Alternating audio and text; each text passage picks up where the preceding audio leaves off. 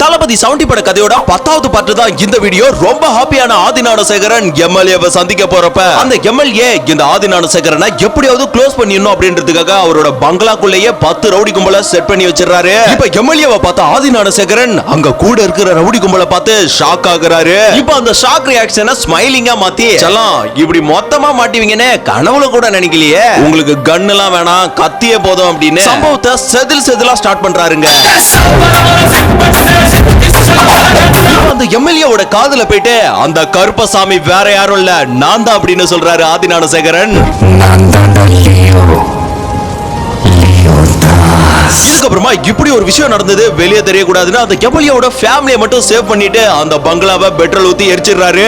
இப்ப மதுரை மக்கள் எல்லாருமே எப்பா இந்த எம்எல்ஏ ஒளிஞ்சா இனிமே நம்ம மதுரைக்கு விடிவு காலம் தான், கருப்பசாமிக்கு வெட்டுக்கடா கிடாவ அப்படின்னு திருவிழாவை நடத்துறாங்க. இந்த இடத்துல ஒரு சாங் இருக்குங்க. சோ இது நம்ம கதையா சொல்றதுனால மீன் பண்ண முடியல. இப்ப அந்த எம்எல்ஏ இறந்த செய்தி கேட்ட சிஎம் எப்படி நம்ம கட்சி எம்எல்ஏ இறந்தான், இதுல வேற ஏதோ சதி இருக்குன்னு இன்ஸ்பெக்டர் ஆதிஞானசேகரன் தான் இந்த கொலையெல்லாம் பண்ணிருக்கான் அப்படின்ற விஷயம் அவருக்கு தெரிய வந்து இப்ப உடனே மதுரைக்கு வராரு சிஎம்.